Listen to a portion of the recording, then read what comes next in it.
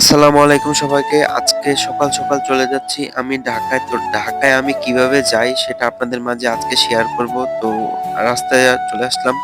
তো এখানে একটি সিএনজিতে উঠে পড়লাম। সিএনজিতে যাওয়ার পথে দেখলাম অনেক কুয়াশা। কুয়াশা ফেলে আমি চলে আসলাম আমাদের ফেরিঘাট। তো ফেরিঘাটে আসার পর দেখলাম গাড়ির সিরিয়াল। তো তারপর তাড়াতাড়ি করে চলে আসলাম ফেরিতে। ফেরিতে আসার পর ফেরি ছেড়ে দিল। তো ফেরি ছেড়ে দেওয়ার পর চলে আসলাম বিষ্ণুন্দী ফেরিঘাটে। তো বিষ্ণুন্দী ফেরিঘাটে যাওয়ার পর একটি সিএনজি নিয়ে চলে যাবো এখন যাত্রাবাড়ি। তো যাত্রাবাড়ি যাওয়ার পর একটা রিক্সা নিয়ে এখন চলে যাব সদরঘাটে। সদরঘাটে যাওয়ার প্রথমে একটি দেখলাম সুন্দর মিনার। তো এটা কিসের আমি বলতে পারবো না।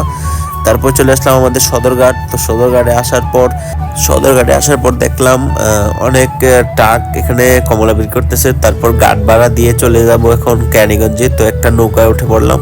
তো নৌকায় যাচ্ছি, অনেক সুন্দর একটি দৃশ্য। ওই পারে হচ্ছে কেরানীগঞ্জ। তো কেরানীগঞ্জে চলে আসলাম।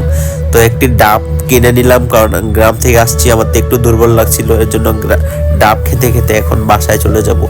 তো আসসালামু আলাইকুম, আল্লাহ হাফেজ।